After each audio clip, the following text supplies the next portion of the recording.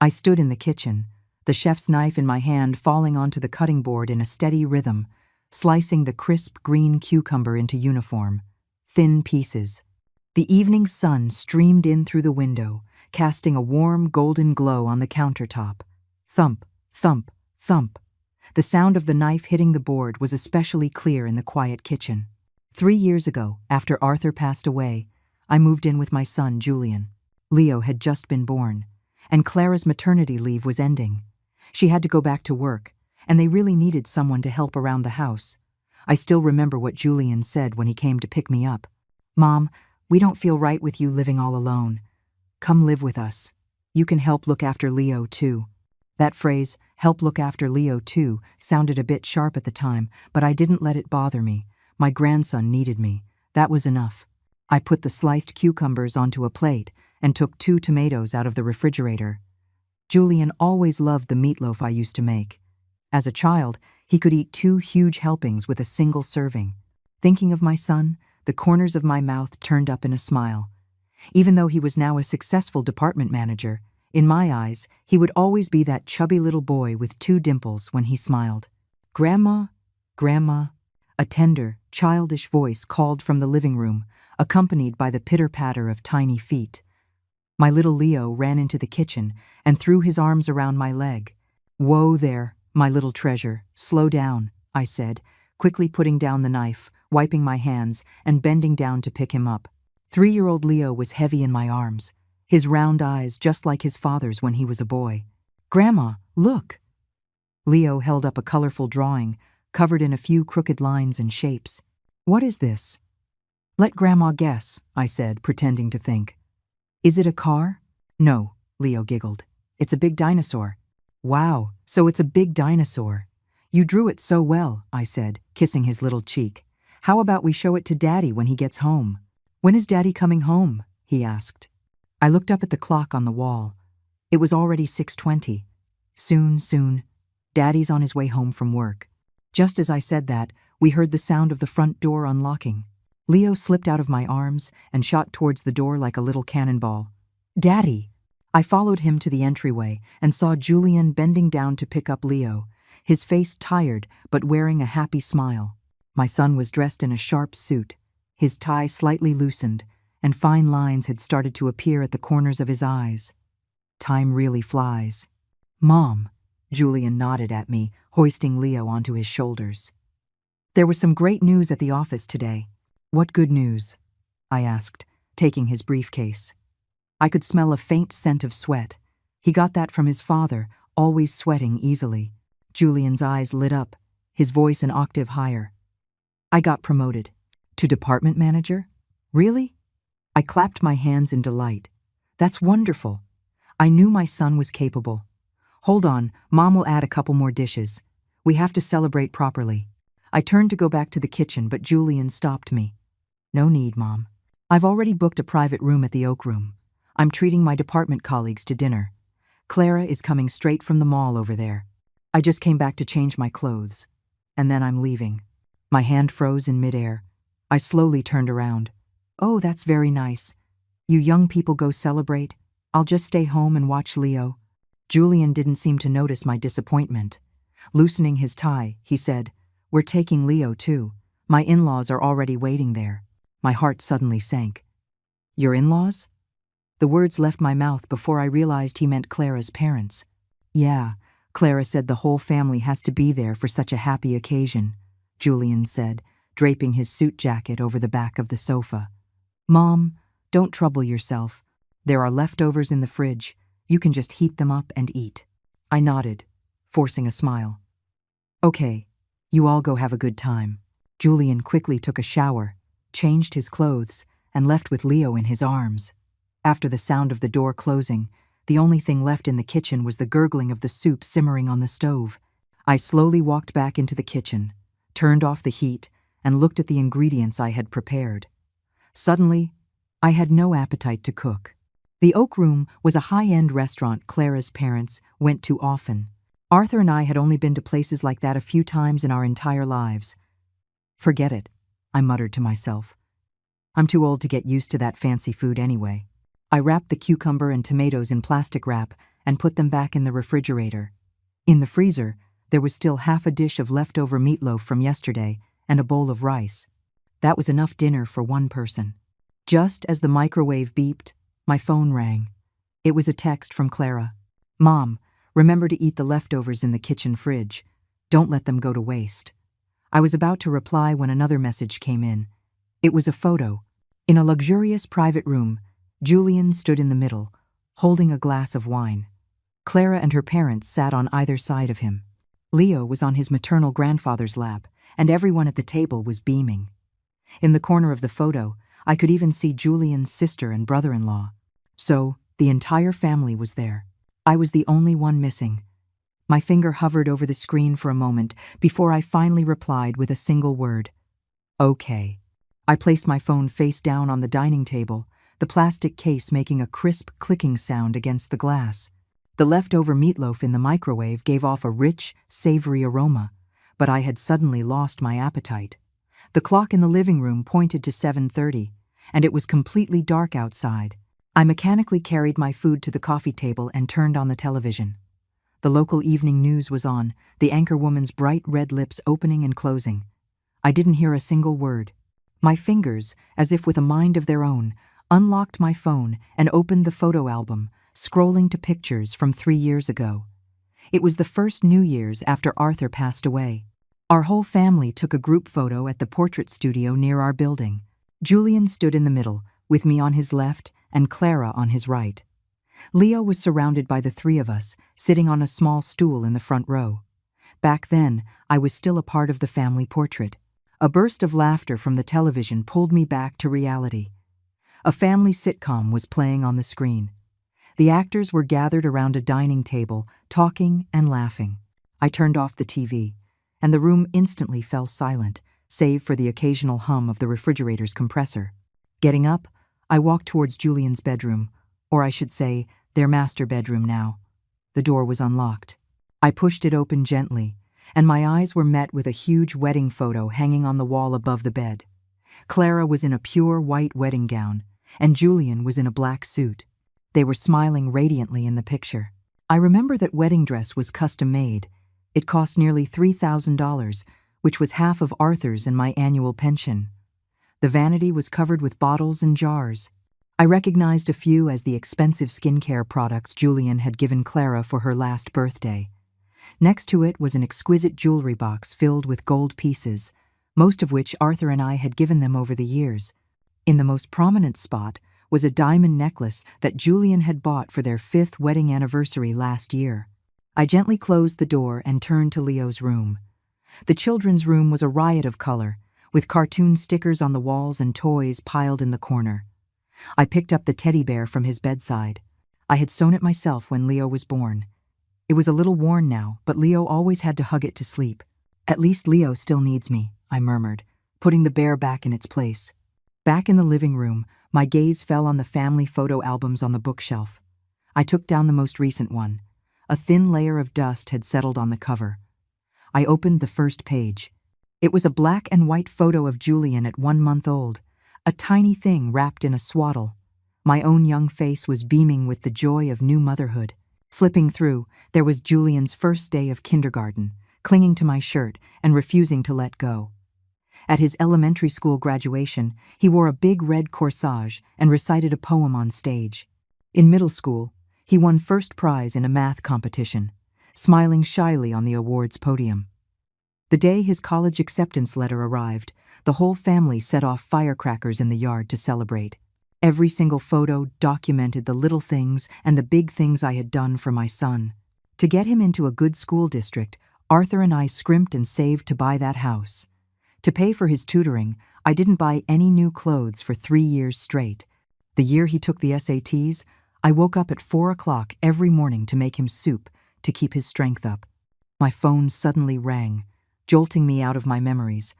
The screen showed Carol, an old neighbor and one of the few old friends I still kept in touch with. "Hello, Eleanor? Have you eaten?" Carol's loud voice came through the receiver. Yes, I've eaten. How about you?" I tried to make my voice sound normal. "I just finished. I was bored, so I thought I'd give you a call," Carol said, then paused. Oh, by the way, I heard your Julian got a promotion. Clara ran into me in the neighborhood today. She was so happy, said they'll finally be able to get a bigger house now. My fingers unconsciously tightened on the edge of the photo album. A bigger house? Yeah, Clara said they've got their eye on that new development on the east side, those townhouses called Willow Creek Estates. Carol's voice was filled with envy. Your Julian is so successful. A sharp pain shot through my stomach. Julian had never mentioned anything to me about moving. Eleanor, are you there? Ah, yes, I'm listening, I managed to reply. It's not set in stone yet. You know how Clara likes to talk ahead of things. True, Carol said, changing the subject. By the way, when are you coming back to the old house for a visit? The community is registering for demolition notices, and it looks like your building is within the scope. Demolition? I was completely stunned. Since when? Just in the last couple of weeks. The notices are all posted. The compensation plan looks pretty good, too. Carol's tone became puzzled. What? Julian didn't tell you. I took a deep breath. He might have. My memory isn't so good lately. After a few more pleasantries, I hung up, my hands trembling uncontrollably. Demolition? A new house? These were huge things. And I, his mother, was hearing about them from someone else. I walked out onto the balcony. The early summer night breeze was slightly cool. In the distance, the city's neon lights flickered, the silhouettes of skyscrapers faint in the darkness. Julian and the others were probably at the Oak Room right now, glasses clinking, celebrating. Were Clara's parents bragging about their businessman's son-in-law again? Was Julian's sister introducing Clara to her circle of wealthy friends? And me? I was only fit to eat leftovers at home, not even told about something as major as the demolition of my own home. Back inside, I opened the album again, stopping on the night of Julian's college graduation. In the photo, he wore a cap and gown, his arms around Arthur's and my shoulders. The three of us were smiling so brightly under the sunday. Back then, I was still an important person in his life. My finger traced Julian's young face in the picture, and a tear fell uncontrollably onto the album. I hastily wiped it away, but more followed. Oh, Arthur, I whispered to my husband's gentle, smiling face in the photo. Our son is all grown up. He doesn't need me anymore. I closed the album and went to the bathroom to wash my face. The woman in the mirror had red, swollen eyes, and the wrinkles seemed deeper than last year. 68 years old.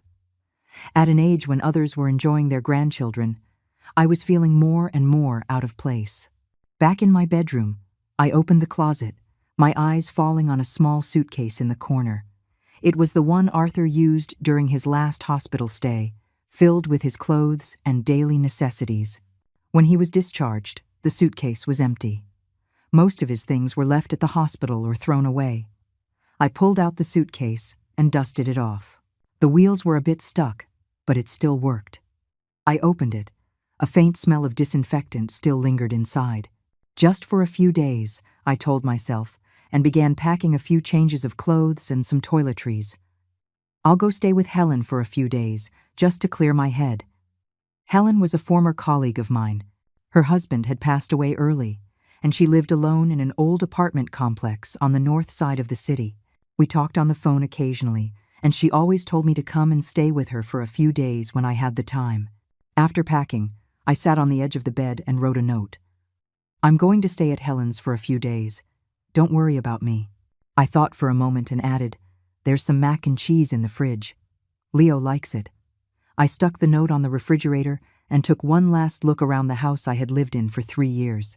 The living room I cleaned every day, the kitchen where I carefully prepared every meal, the small table and chairs where Leo scribbled his drawings. I had given so much, yet I felt like an invisible person.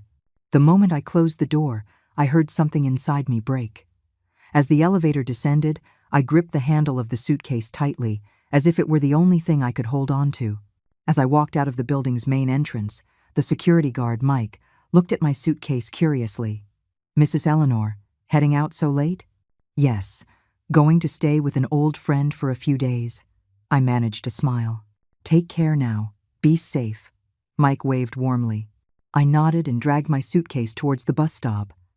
The last bus had already left, so I had to hail a taxi. Where to? the driver asked. I gave him Helen's address, and then leaned back against the seat, closing my eyes. The car drove into the night, the distance from home growing farther and farther. My phone vibrated. It was a message from Clara.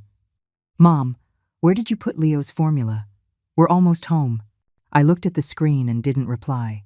Let Julian find it himself. He should remember a little of how I took care of him when he was a child. The taxi stopped at a red light. Outside the window, a family of 3 was crossing the street. The young parents held their little girl's hands between them. They said something, and all 3 of them laughed. My vision blurred again. Once upon a time, Arthur and I held Julian's hand just like that, thinking that such happiness would last forever. "We're here," the driver's voice pulled me back to the present. After paying the fare, I stood downstairs from Helen's apartment, suddenly hesitant. Was it appropriate to disturb her so late? Would she think I was strange? While I was hesitating, my phone rang again. This time it was Julian. "Mom, where did you go?" "Leo has been crying for his grandma." I took a deep breath and replied, "I'm at Helen's for a few days. You two take good care of Leo." After sending the message, I turned off my phone. Tonight, just for once, I would be selfish. Dragging my suitcase upstairs, I stood in front of Helen's door and rang the doorbell. In the few seconds I waited for the door to open, I suddenly realized this was the first decision I had made for myself in 3 years. When Helen opened the door, her eyes widened like saucers. "Eleanor, my goodness, what is all this? Can I stay for a few days?" My voice was hoarser than I expected. Helen immediately pulled me inside and took my suitcase. "What happened? Is it Julian and his family?" "It's nothing. I just wanted to get some fresh air." I forced a smile, but the muscles on my face felt stiff and disobedient. Helen's apartment was small, a 1-bedroom, but it was neat and tidy. A photo of her and her late husband hung on the wall. A few green plants sat by the television. The air had a faint scent of sandalwood, and an open book and a pair of reading glasses lay on the coffee table. "Have you eaten?" "I can heat up some soup for you," Helen asked with concern. "No, thank you, I've already eaten." I put down my bag and was suddenly overcome with exhaustion. My legs felt as heavy as lead. Helen, sensing my condition, didn't press further. "Then you go take a hot shower first. I'll make up the bed for you." The sofa pulls out into a bed. It's very comfortable. As the hot water washed over my body, I realized I had been trembling the whole time. The steam fogged up the bathroom mirror, blurring my vision along with it. For 3 years, this was the first time I had showered in a bathroom without Leo's noisy interruptions, without rushing out to see if he had fallen or bumped into something. Wearing the clean pajamas Helen had prepared for me, I walked out of the bathroom to find she had already made the sofa bed. A glass of warm milk sat on the bedside table. "Drink some milk. It'll help you sleep," Helen said, patting my shoulder. "Whatever it is, we can talk about it tomorrow. For tonight, just get a good rest." I nodded gratefully, drank the milk, and snuggled into the soft blankets. Helen turned off the living room light, leaving only a small nightlight on. My body was extremely tired, but my mind was wide awake. I stared at the ceiling, listening to the sound of cars occasionally passing outside, my thoughts racing. Had Julian and his family gotten home? What would they think when they saw my note? Was Leo crying? Did they find the mac and cheese in the fridge? My phone was still off. I didn't dare turn it on. I was afraid of seeing Julian's questioning texts, and I was afraid I would soften. After Arthur passed, Julian became my entire emotional support. Now, even tears welled up again. I quietly wiped them away, not wanting Helen in the next room to hear. The pillow smelled of sunshine. Helen must have aired it out today. This small, considerate gesture made the feeling of being neglected at home even more acute. I don't know when I finally fell asleep, but I dreamed of Arthur standing in the distance, waving at me. I wanted to run to him, but a small hand held me back. It was Leo. He was crying, "Grandma, don't go." I was torn. The morning sun shone through the curtains onto my face. I opened my eyes, momentarily disoriented, until I saw the familiar furnishings of Helen's home and remembered the events of last night. Helen was already up. The smell of frying eggs wafted from the kitchen. I sat up and noticed an extra blanket covering me. Helen must have added it during the night. "You're awake," Helen said, carrying breakfast out from the kitchen. "Fried eggs, oatmeal, and some pickles I made. Just something simple." I thanked her and sat down at the small dining table. The breakfast was simple, but it reminded me of the days before I retired, eating with Helen in the company cafeteria. Life was busy then, but at least I had my own life. "Now, can you tell me what happened?" Helen sat down across from me and asked softly. I stirred the oatmeal in my bowl and told her everything that had happened yesterday. Julian's promotion celebration that I wasn't invited to, Clara's text telling me to eat the leftovers, and hearing about the demolition and moving plans from Carol. Helen's brow furrowed deeper and deeper. "That's just too much. Not telling you about something as big as the demolition. What I want to know most right now is what's really going on with the old house," I said, putting down my chopsticks. "Julian probably thought I didn't care about these things, so he didn't mention it." "Well, that's easy enough to find out. I'll go with you to the old building to take a look." Helen stood up decisively. "The notice must be posted on the community bulletin board." After breakfast, we took a bus to the old neighborhood where I used to live. Along the way, the scenery outside the window grew more and more familiar. The grocery store Arthur and I used to frequent, the kindergarten Julian attended, the park where our family used to walk on weekends. I hadn't been back in 3 years. Not much had changed, it was just a bit older. Walking through the community gate, my heart began to beat faster. This was the sycamore tree Julian had crashed into while learning to ride his bike. That was the stone bench where Arthur loved to sit and cool off in the summer. A few old neighbors were gathered in front of the bulletin board. When they saw me, they greeted me with surprise. "Eleanor, long time no see." After some small talk, I looked at the bulletin board. Sure enough, a conspicuous notice of intent for demolition was posted right in the middle. It clearly stated that our building was within the demolition scope and required homeowners to register with the community office within 2 weeks. "Your Julian came by last week," said Mr. Robert, who lived across the hall from me. "He brought a stack of documents and talked to the community office people for a long time." A tightness grew in my chest. "What did he say?" "I'm not sure about the details." Seemed like he was asking about the compensation money. Mr. Robert shook his head. "Your place is large. The compensation should be quite a lot." Helen gently squeezed my hand. "Do you want to go ask at the community office?" The community office was right in the center of the complex.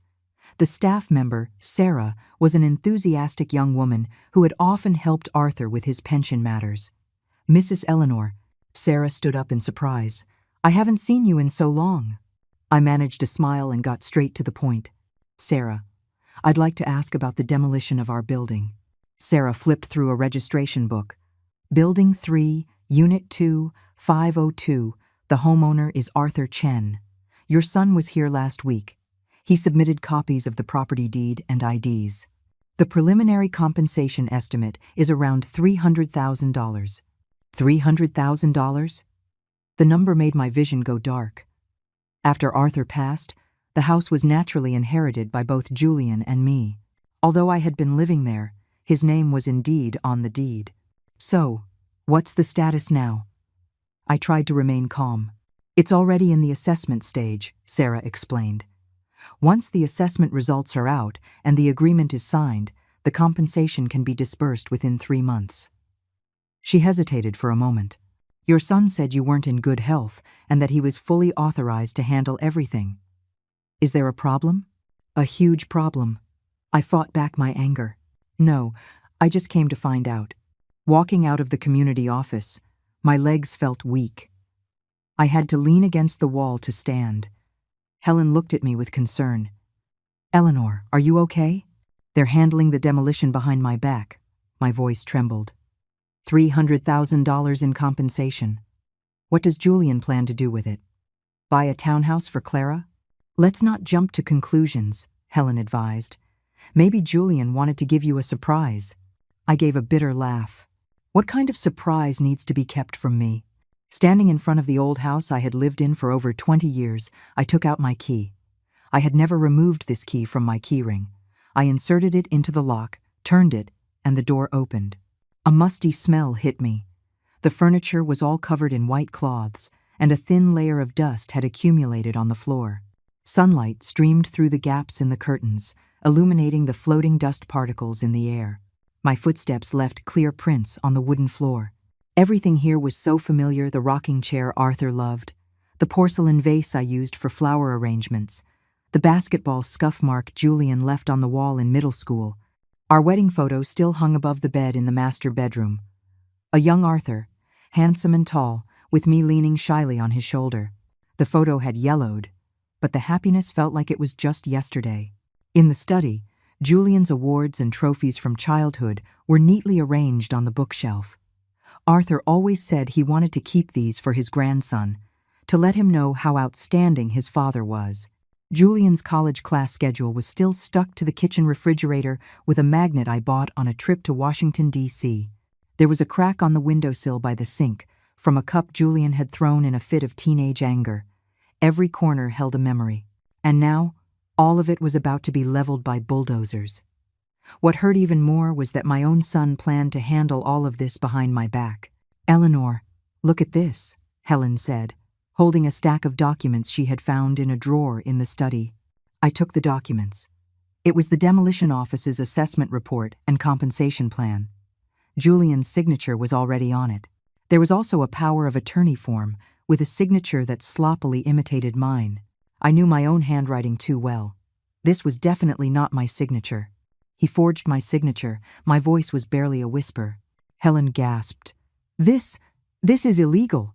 I mechanically flipped through the documents when I suddenly found a note tucked into the last page. It was written by Julian to Clara. "Honey, once the demolition money comes through, don't tell Mom at first. We'll bring her over to live with us after we buy the townhouse, so she doesn't worry about the money. I've already designed the basement as her room. It's close to the kitchen, convenient for her to cook." The basement. My room was in the basement. The world started to spin. I collapsed into Arthur's rocking chair. It let out a familiar creak. Once upon a time, Arthur sat here, holding a young Julian and telling him stories. Later, Julian sat here studying for his exams, and later, "Eleanor, what are you going to do?" Helen asked worriedly. I took a deep breath and suddenly made a decision. "I'm going to stay here for a few days." "Here?" Helen looked around, but the utilities should still be on. I stood up and pulled the dust cover off the sofa. "I need time to think, and I need evidence." Helen tried to dissuade me, but seeing the look on my face, she gave up. "Then at least let me help you clean up a bit." We worked together, quickly cleaning the dust from the living room and bedroom. Helen went to the corner store downstairs to buy some daily necessities and food. Meanwhile, I plugged in my phone to charge it and turned it on. Dozens of unread messages and missed calls popped up, mostly from Julian, with a few from Clara. The most recent one was from Julian, sent 10 minutes ago. "Mom, where on earth are you?" Leo cried all night. "We're all so worried about you." I hesitated for a moment, then replied, "I'm at the old house. I want to be alone for a few days. Don't worry." The message had just been sent when the phone rang. It was Julian. "Mom, why did you go to the old house? No one's lived there for so long." "It's not safe." Julian's voice was clearly frantic. "I'm coming to get you right now." "No need," I said calmly. "I want to stay here for a few days to remember my time with your father. But Leo keeps crying for his grandma." Julian played his trump card. My heart did soften for a second, but then I remembered the documents and the note, and it hardened again. "You two are his parents. It's time you learn to take care of your child on your own. I'll be back on the weekend." I hung up and looked at Helen. "Can you do me a favor? I want to consult a lawyer." Helen nodded. "My nephew is a lawyer. He specializes in real estate disputes. I'll call him right now." That afternoon, Helen's nephew, David, came to the old house. He was a young man in his early 30s, wearing gold-rimmed glasses, and he spoke clearly and methodically. After listening to my story and reviewing the documents, David pushed up his glasses. "Mrs. Chen, first of all, forging a signature is illegal. This power of attorney is invalid. Secondly, this house was the joint property of you and your husband. After he passed away, both you and your son are legal heirs, each holding a certain percentage. Any disposal of the property requires the consent of both parties." "So what should I do now?" I asked. "First, You should go to the community office and revoke that power of attorney, stating that you do not agree with the current arrangement, David said. Secondly, I suggest you have a serious talk with your son to understand his true intentions. After seeing David out, I sat on the newly made bed, watching the sunset through the window. The old house was quiet. Every evening the sunlight would stream in just like this. Arthur always called it the golden hour. My phone rang again. This time it was Clara. "Mom, please don't be angry. We didn't mean to not invite you to dinner. We just thought you wouldn't like that kind of occasion. Leo really misses you." I didn't reply. It wasn't that I disliked the occasion, it was that I disliked being excluded. It wasn't anger, it was heartbreak. As night fell, the familiar sounds of the old house began to emerge. One by one, the occasional gurgle of the water pipes, the soft whistle of the wind through the windows, the faint sound of the neighbor's television downstairs. These sounds, which once formed the background of my daily life, now sounded so dear. I decided to stay here for a few days to think carefully about the road ahead. 68 years old might not be too old. It might still be possible to start over. When the morning sun filtered through the sheer curtains, I momentarily thought Arthur was still beside me. I reached out to the other side of the bed, only to touch a cold sheet. Only then did I fully wake up. Mornings in the old house were exceptionally quiet. There were no cries from Leo, no hurried footsteps from Julian, no sound of Clara blow-drying her hair. There was only the occasional birdsong from outside the window, and the sound of the old man downstairs clearing his throat. I got out of bed and opened the curtains. The May sunshine streamed in gently. On the balcony of the building opposite, a few neighbors were hanging out their laundry. Old Mr. Zhao from the third floor saw me and waved in surprise. I nodded back in acknowledgement. In the kitchen, I boiled a pot of water and made a cup of jasmine tea.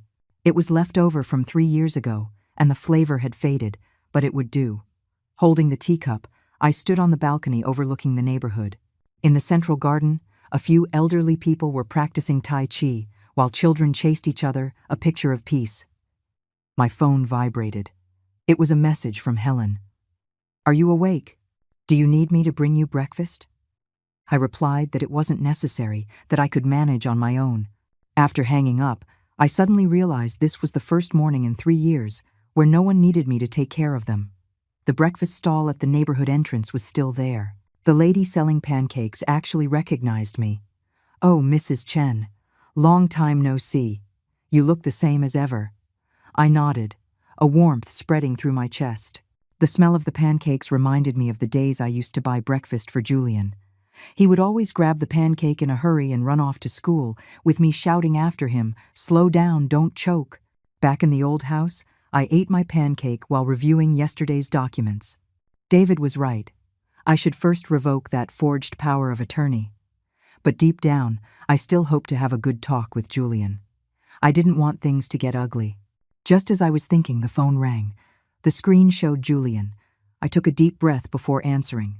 "Mom, are you okay at the old house?" Julian's voice sounded exhausted. I could faintly hear Leo crying in the background. "I'm fine," I answered calmly. "What's wrong with Leo?" "He's been crying since last night, won't eat his breakfast. He just wants his grandma." Julian sighed. "Clara's going to be late for work, and Mom, when are you coming back?" I gripped the phone tightly, trying to keep my voice from trembling. "I told you, I'll be back on the weekend. You two are his parents. You need to learn to handle these things." "But no buts," I interrupted him. "I've taken care of Leo for 3 years, since he was a baby. You can't even manage for 3 days?" There was a moment of silence on the other end. Then Julian's voice suddenly turned cold. "Fine. Have it your way. But Mom, the old building is going to be demolished soon. You shouldn't stay there too long." My heart sank. "How do you know about the demolition?" "I heard it from the neighbors." Julian was clearly flustered. I have a meeting to get to. I'll hang up now." The call ended. I stared at my phone, a tightness in my chest. He was still lying. I decided not to wait any longer. I would go to the community office today and revoke that power of attorney. The community office had just opened. Sarah was organizing files. She was a little surprised to see me. "Mrs. Chen, you're here again?" "Sarah, I want to revoke the previous power of attorney," I said directly. "What?" Sarah was stunned. "But your son said you weren't well." "I'm perfectly fine." I took out my ID from my bag. The signature on that power of attorney was forged. I knew nothing about it. Sarah's face changed. "This is a very serious matter." "I know," I nodded. "That's why I'm here to clarify the facts. My son and I are co-owners of the property. Any demolition agreement requires both our signatures, correct?" Sarah quickly pulled out the documents. "Yes, according to the regulations. That's correct. Mrs. Chen, would you like to discuss this with your son first?" "No need." My voice was calm but exceptionally firm. "Please help me with the revocation procedure. Also, please notify me directly of any progress regarding the demolition." After completing the paperwork, I walked out of the community office. The sun on my face felt like a weight had been lifted. For the first time in 3 years, I had made a decision for myself. For the first time, I had clearly said no. Back at the old house, I started to sort through some personal belongings. There were still a few of Arthur's clothes in the closet. I took them out and stroked them gently. They no longer carried his scent, but the warmth of his memory was still vivid. In the bedside table, there was a photo album filled with pictures of Julian from childhood to adulthood. I flipped through them one by one, tears blurring my vision. In the afternoon, Helen came to see me, bringing hot muffins and some homemade pickles. "Did it go smoothly at the community office?" she asked while helping me pack. "I took care of it." I nodded. "Sarah said they will issue a new notice requiring both parties to be present to sign. So, what are you going to do next?" I put down the photo album and sighed deeply. "I don't know. David said I'm entitled to a portion of the demolition money. I could buy a small condo for myself. But what? But I don't want to lose Julian and Leo." Tears finally broke through. "They're my only family." Helen hugged me, gently patting my back. "Silly woman, you're Julian's mother. That will never change. He might be influenced by Clara right now, but blood is thicker than water. One day, he'll understand." As we were talking, the doorbell suddenly rang. Helen went to open the door, then let out a surprised cry. "Eleanor, come and see this." I wiped my tears and walked to the door. The hallway was filled with large and small bags, baby formula, diapers, Leo's favorite snacks, and a few boxes of health supplements. On top of it all was a note. "Mom, we don't know where Leo's things are. Please use these for now. Love, Julian." I crouched down and looked through the items, a mixture of feelings in my heart. What was this? A carrot after the stick? Or did he genuinely care? "Should you call him?" Helen asked. I shook my head. "Let's wait a little longer." That night, I tossed and turned, unable to sleep. Every corner of the old house reminded me of the past. At 2 a.m, my phone screen suddenly lit up. It was a photo from Clara.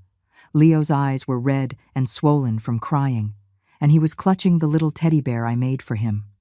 The caption read, "Leo misses his grandma." My heart felt like it was being pricked by a needle. For 3 years, Leo had slept by my side almost every night. How scared he must be now. I almost grabbed the phone to call Julian, but in the end, I put it down. If they truly cared about my feelings, they wouldn't have forged my signature, wouldn't have planned to put me in the basement, and wouldn't have forgotten only me during a family celebration. On the 3rd morning, I decided to go for a walk. The park near the neighborhood was a place Arthur and I often visited. We would always sit on a bench and have breakfast after our morning exercises. The park hadn't changed much, only the trees were taller. I sat on our familiar bench, watching the morning light on the lake, lost in thought. "Mrs. Chen, is that you?" A gentle male voice came from behind. I turned around to see a spirited, elderly man with white hair and gold-rimmed glasses. He looked familiar. "I'm James Peterson. I used to be an English teacher at the high school. I was a colleague of your husband's," the man introduced himself with a smile. It was then that I remembered.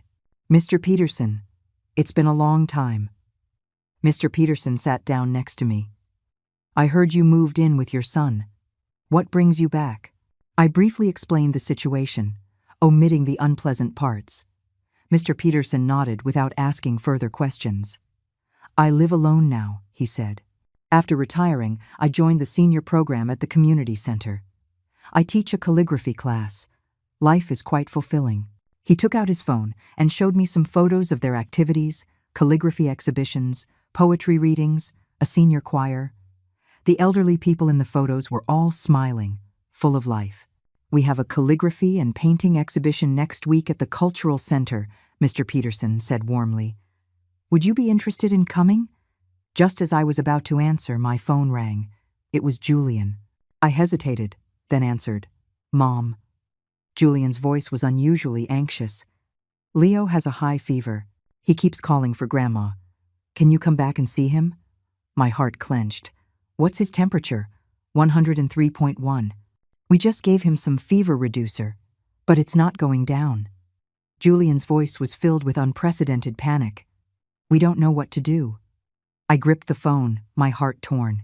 Leo was sick. I should go back and take care of him. But if I went back just like that, what was the point of all my resolve? Mom, I'm begging you. Julian's voice choked up. Leo really needs you. In the end, my love for my grandson won. I'll be right back. After hanging up, I apologized to Mr. Peterson, explaining I had a family emergency. Mr. Peterson nodded in understanding and handed me a business card. Get in touch when you have time. The community center is always open to you. I hurried back to the old house, packed a few essentials, and called Helen to explain the situation. You're going back? Helen sounded worried. Leo is sick. I have to go see him, I sighed. But this time, I won't suffer in silence anymore. Helen called a taxi for me. Before I left, she hugged me tightly. Remember, you deserve to be respected. Call me anytime you need anything. Before getting in the car, I took one last look at the old house. This short escape had made me understand many things. I was no longer just a caregiver, a neglected mother and grandmother. I was a person with rights and dignity, deserving to be heard and respected. The taxi headed towards Julian's house. My heart was no longer as lost as it was when I left. No matter what I had to face next, I had found a part of myself again, the Eleanor who, besides being a mother and grandmother, still had her own life. When the taxi stopped downstairs at Julian's building, a light rain began to fall. I didn't have an umbrella, so I had to cover my head with my bag and run into the building. As the elevator ascended, my heart beat faster and faster, worried about Leo's condition and anxious about the confrontation to come. I inserted the key into the lock. The moment the door opened, I heard Leo's heart-wrenching cries. Without changing my shoes, I rushed directly to the children's room. Leo was lying on the bed, his little face flushed red from the fever, tears and snot covering his face. Clara was clumsily trying to take his temperature, while Julian stood nearby, holding a half-spilled cup of medicine. Seeing me, they both looked immensely relieved. Mom! Julian practically ran over. You're finally back. I ignored him and went straight to the bed, feeling Leo's scorching forehead. Leo opened his teary eyes, saw it was me, and immediately reached out his little hands. Grandma, it hurts. Where does it hurt, sweetie? I asked softly, expertly checking his throat and ears. My head hurts, Leo sobbed. I took the thermometer and measured again 102.7. It was indeed very high. I opened the medicine cabinet, found the cooling patches I always used, and stuck one on Leo's forehead. Then, I soaked a towel in warm water and gently wiped his hands and feet. Have you been to the hospital? I asked, my eyes not on Julian or Clara. Not yet, Clara stammered. We wanted to see if the fever reducer would work first. I took a deep breath, suppressing my frustration. With such a high fever for so long, it could be tonsillitis or an ear infection. He needs to go to the hospital, so we go now? Julian asked, his tone uncertain. Of course, now. I picked up Leo. He quieted down a little in my arms, his small hands clutching my collar tightly. Julian hurriedly grabbed the car keys, and Clara ran into the bedroom to change. Watching their frantic state, I suddenly realized that in the 3 years I had been taking care of Leo, they had barely participated in his daily care. They didn't even know the most basic responses. The emergency room at the children's hospital was always crowded. We waited for nearly an hour to see a doctor. The diagnosis was acute tonsillitis, requiring an IV drip of antibiotics.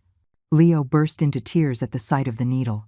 I had to hold him, softly humming his favorite nursery rhyme to calm him down. As the nurse inserted the four, Julian and Clara stood by, helpless. The nurse gave them a strange look. The parents can help hold the child still. Only then did Julian step forward and awkwardly hold Leo's leg. The moment the needle went in, Leo cried even louder. My heart ached so much I almost cried too. It was late at night by the time the IV drip finished. Leo's fever had subsided a little, and he'd fallen asleep in my arms. On the way home, the car was silent, except for the sound of the rain hitting the windows and Leo's steady breathing. When we got home, I settled Leo in his bed and stayed by his side. Julian and Clara hovered at the doorway, seeming to want to say something but not daring to. You two go get some rest, I said without turning my head. I'll stay with Leo tonight. They left as if granted amnesty. I listened to their footsteps recede and sighed softly, tucking Leo in. At 3 a.m, Leo's fever finally broke, and his breathing became steady. I leaned back in the chair by his bed, exhausted but unable to sleep. My phone screen lit up. It was a message from Helen. How's Leo? Do you need my help? I replied. We've seen a doctor. He's stable now. Helen quickly replied. That's good. By the way, my nephew said if you need legal advice, you can contact him anytime. I had just put down my phone when I heard a soft knock on the door. Julian was standing there, holding a glass of warm milk. Mom, thank you for your hard work. He handed me the milk. Is Leo better? I took the milk and nodded. The fever's gone. He should be fine. Julian sat down by the bed, looking at the sleeping Leo, hesitating to speak. After a moment of silence, he finally said, Mom, where were you these past few days? We were really worried. I was at the old house, I said calmly. I saw the demolition notice, and I saw the power of attorney you forged with my signature. Julian's face turned pale instantly. Mom, let me explain. Explain what? My voice was still calm, but each word was as cold as an icicle. Explain how you handled the old house behind my back? Explain how you and Clara planned to use the demolition money to buy a townhouse? Or explain how you planned to have me live in the basement? Julian's eyes widened, clearly not expecting me to know so much. Mom, it's not what you think. We wanted to give you a surprise. Enough, I hissed, keeping my voice low so as not to wake Leo. You're still lying. Julian hung his head, his hands wringing nervously. I'm sorry, Mom. It was Clara. She said you were getting old, that we should just handle these things. So in your eyes, I'm already senile, not worthy of knowing my own house is being torn down? My voice trembled. Julian, that house was your father's and my life's work. And you so easily… Mom, Julian suddenly grabbed my hand. After the demolition money comes, we'll definitely give you a share. It's just that Clara has always wanted a bigger house, and you know how real estate prices are now? I pulled my hand back, feeling a chill in my heart. So how much were you planning to give me? A room in the basement? Julian was speechless, his eyes darting away. Just then, Leo turned over in his sleep and murmured, Grandma. We both looked at him, speechless for a moment.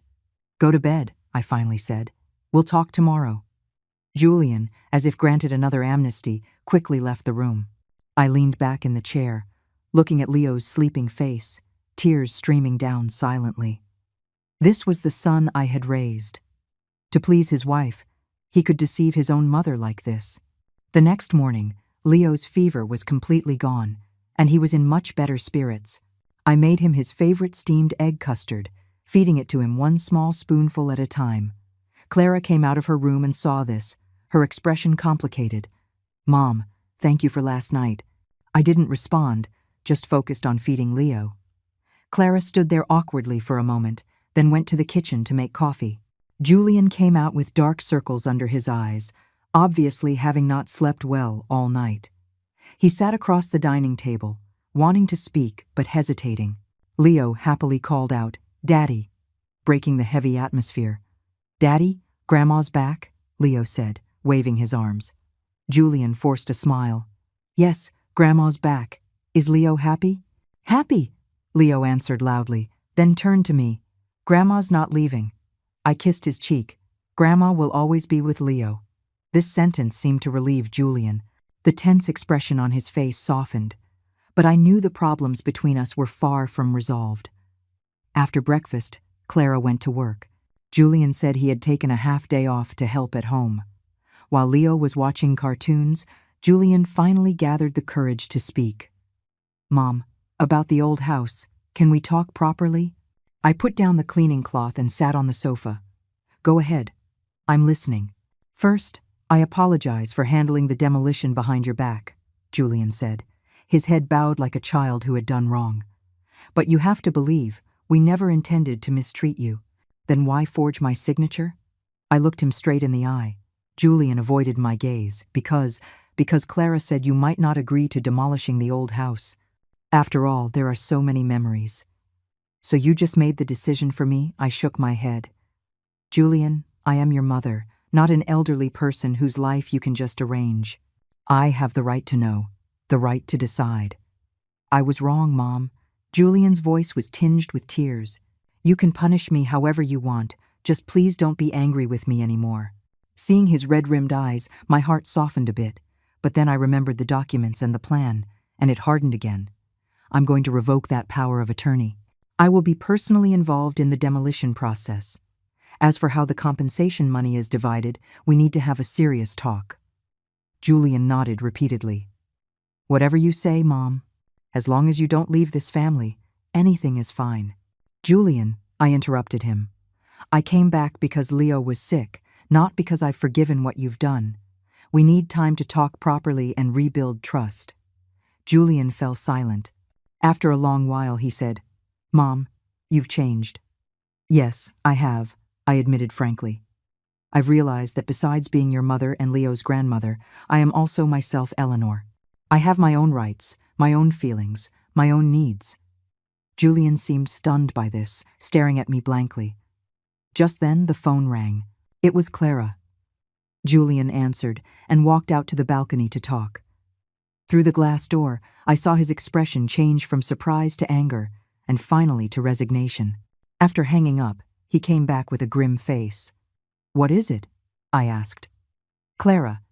She's not happy that you want to be involved in the compensation distribution, Julian said with difficulty. She says that money is very important for us to buy a house. I took a deep breath. So in her eyes, my rights are less important than your plan to buy a house. Julian didn't answer, but his silence said everything. My heart turned completely cold. Mom, Julian finally spoke, his voice cold and stiff. Have you had enough? Leo has been crying non-stop. Clara's work has been affected, and now you want to interfere with the demolition money. Can't you be a little more considerate of us? I looked at him in shock, unable to believe these words came from the son I had worked so hard to raise. All the grievances, anger, and sadness churned in my chest, but I maintained a calm facade. Julian, I said slowly, legally, I am entitled to a portion of the demolition money from the old house. As for taking care of Leo, I do it out of love, not obligation. Julian's expression stiffened. What do you mean? I looked him straight in the eye. If you and Clara think I'm just a free nanny and a cash machine you can dispose of at will, you are mistaken. Julian's phone rang again. He glanced at it and irritably rejected the call. Mom, can we please not fight? How much money do you want? Just say it. The words stabbed me like a knife. I stood up, my voice trembling. You think all I want is money? Julian, what I want is respect. To be treated as a person with thoughts and feelings, not an accessory in your lives. Leo was frightened by our argument and started to sob. I quickly went to him and held him, soothing him softly. Julian stood by, his expression complex. Once Leo calmed down, I decided to bring up the key issue. The demolition appraisal is about $300,000, right? Julian was clearly flustered. How? How did you know? I asked at the community office, I said calmly. They also told me you had already submitted the documents, intending to handle everything yourself.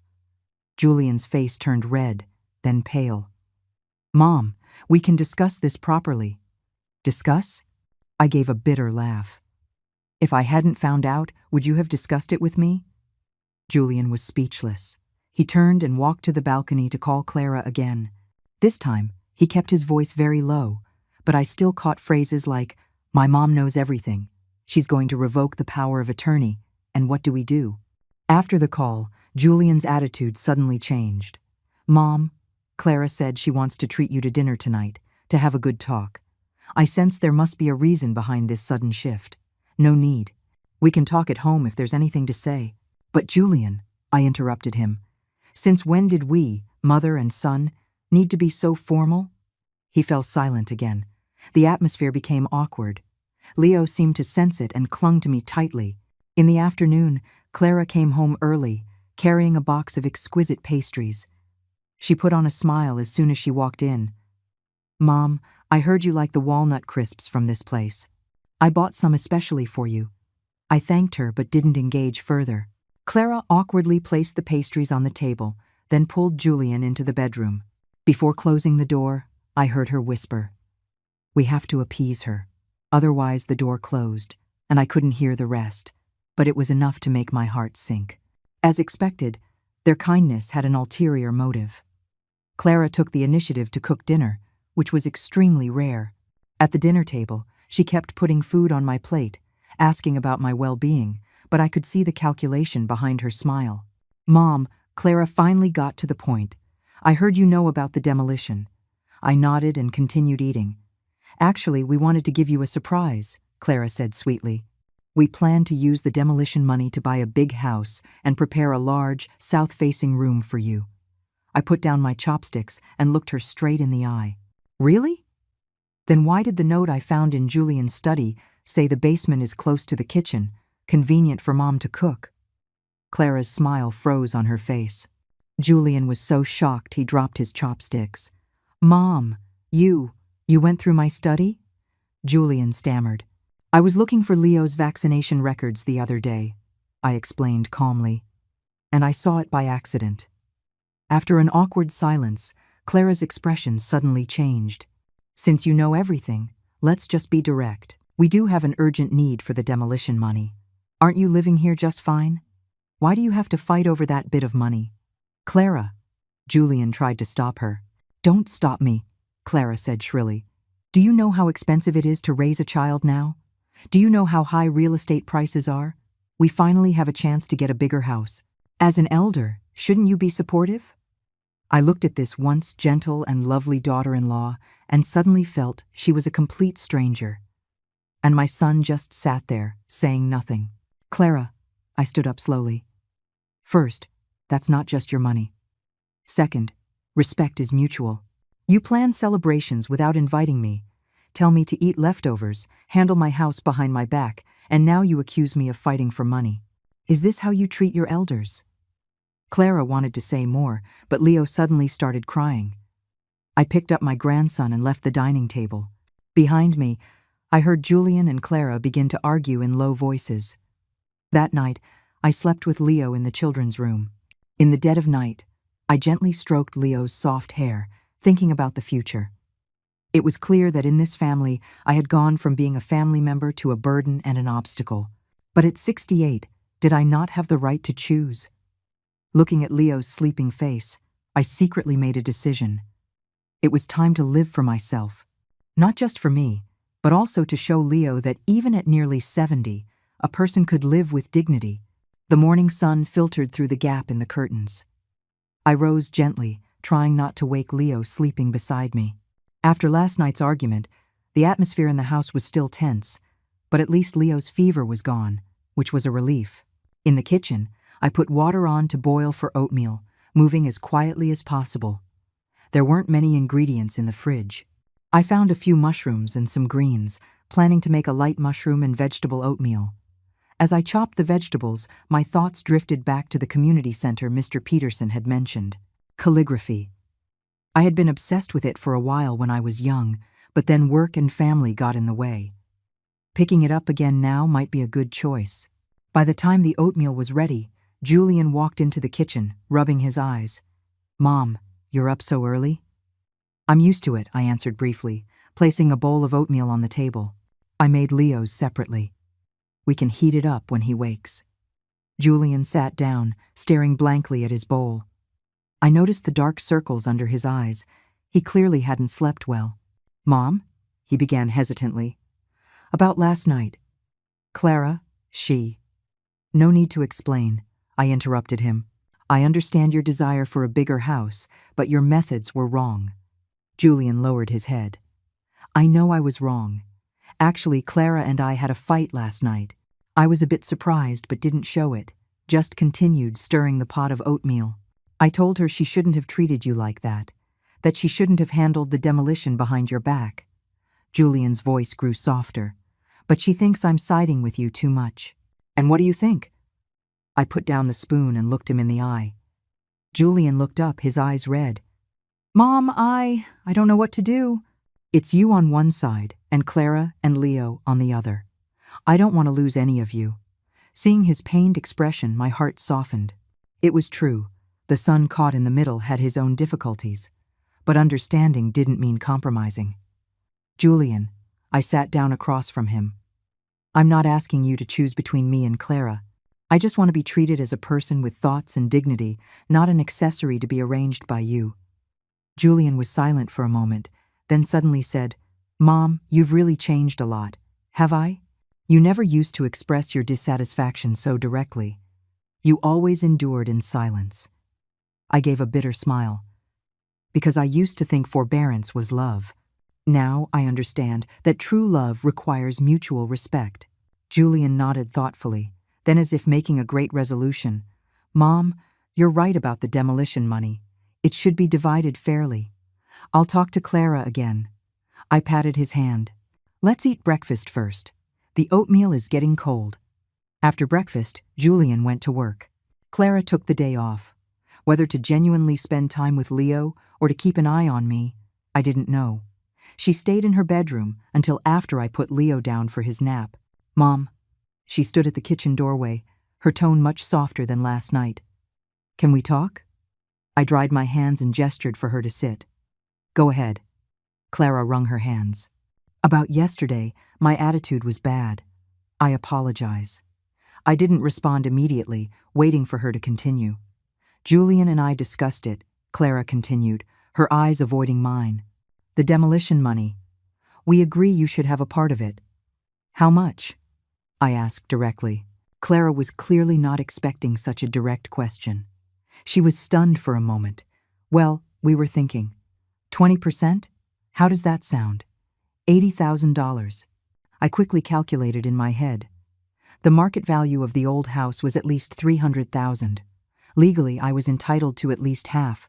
"Clara," I said calmly, "do you know how much I'm entitled to by law?" Her expression froze. "Mom, we're family. Why do we have to be so calculative?"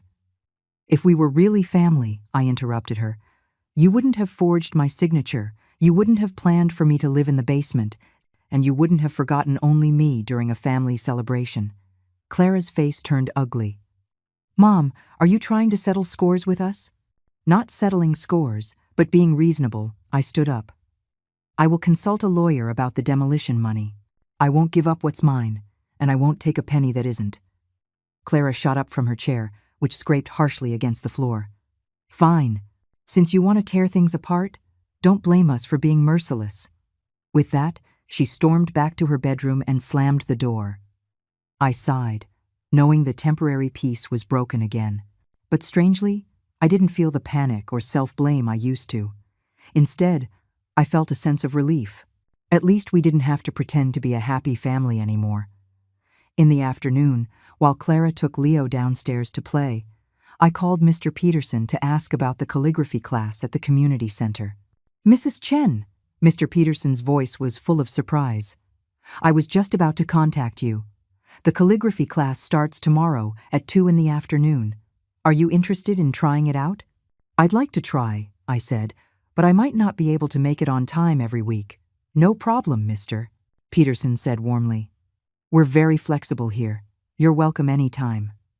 After hanging up, I felt a long-lost sense of anticipation. Calligraphy. I wondered if my hands, which hadn't practiced in over 30 years, could still write well. In the evening, Julian worked late and didn't come home for dinner. The dinner table was just me, Clara, and Leo. The atmosphere was so heavy that even Leo noticed, eating his food quietly without a word. After dinner, Clara took Leo straight to his room, leaving me alone in the living room. I turned on the TV but couldn't focus. My phone vibrated. It was a message from Helen. "How are things? Is the situation at home any better?" I replied, "Calm for now, but the problem isn't solved. I'm thinking of going to the community center tomorrow." Helen quickly replied, "Good idea. Getting out will do you good. By the way, my nephew said if you need legal help, you can call him anytime." I thanked her and put down my phone. Legal action was the last resort. I still hoped to resolve things peacefully with Julian and his family. The next morning, Julian was home for breakfast for a change. Clara was still asleep. I made his favorite biscuits. "Mom," Julian said, taking a bite, "do you have any plans today?" "I'm thinking of going to the community center this afternoon," I told him truthfully. "Mr. Peterson invited me to join the calligraphy class." Julian was clearly surprised. "A calligraphy class? Since when were you interested in calligraphy?" "I loved it when I was young, but then I got busy with work and family and had to put it aside." I poured him a glass of orange juice. "Now that I have time, I want to pick it up again." Julian nodded thoughtfully. "That's great. You should have some hobbies of your own." I sensed a change in his attitude. "Did Clara say something to you?"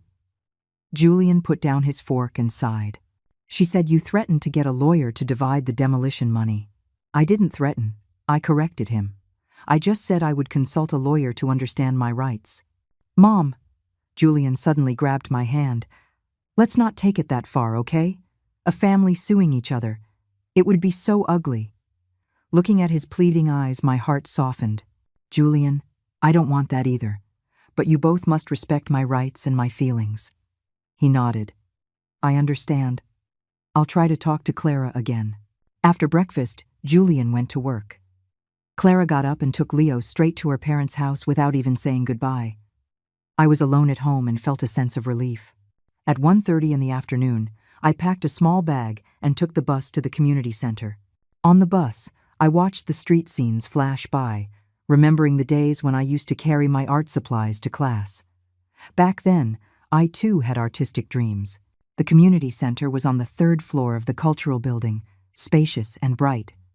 The hallway was decorated with artworks by the members. Although the skill levels varied, you could see the heart poured into each piece. "Mrs. Chen." Mr. Peterson greeted me from a classroom, warmly shaking my hand. "I'm so glad you came." He showed me around the facility, introducing me to a few active classes, the choir, the painting class, the Tai Chi group, and finally, we arrived at the calligraphy classroom. A dozen or so silver-haired students were practicing. They nodded and smiled kindly when I entered. "Today, we're learning the basic strokes of standard script." Mr. Peterson introduced me to the class. "This is Mrs. Chen. She was a middle school art teacher before she retired and has a good foundation in calligraphy." I quickly waved my hands. "I haven't practiced in years. I'm starting from scratch now." Mr. Peterson sat me next to a kind-looking old lady. "This is Pat. She's the life of our class." Pat smiled and handed me a brush. "Mrs. Chen, welcome to our Sunset Glow team." The classroom was filled with a relaxed and cheerful atmosphere. When I dipped the brush in ink and made the first stroke on the paper, a long-lost sense of tranquility washed over me. Horizontal, vertical, left-falling stroke. The basic strokes were rusty, but the feeling was slowly coming back. "Relax your wrist," Mr. Peterson guided softly. "Yes, just like that. You have a very good foundation." When the 2-hour class ended, I was left wanting more. Pat enthusiastically invited me to join their after-class tea party, and I gladly accepted. At the tea party, the elderly members spoke freely, talking about calligraphy, life, and their families. When I mentioned the conflict with my son and daughter-in-law, Pat patted my hand. "My 2 sons are even worse. They almost came to blows over demolition money. They don't even speak to each other now." Another old gentleman said, "When children grow up, they have their own lives. We old folks have to learn to find our own fun and not revolve around them.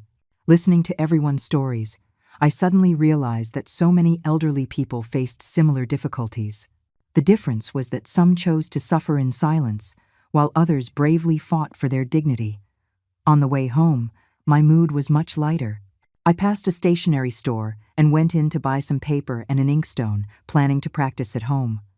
I opened the door to my son's house and was surprised to find Julian and Clara both in the living room. Leo was on the floor playing with blocks. Seeing me, Julian immediately stood up. "Mom, you're back. How was the calligraphy class?" "It was great," I answered briefly, noticing a cake box on the coffee table. "Mom," Clara began, her tone softer than yesterday, "we bought your favorite chestnut cake. We wanted to have a good talk with you." I put down my bag and sat in the armchair. "Go on." Julian and Clara exchanged a look. Then Julian said, "Mom, we've discussed it. We can give you 1/3 of the demolition money.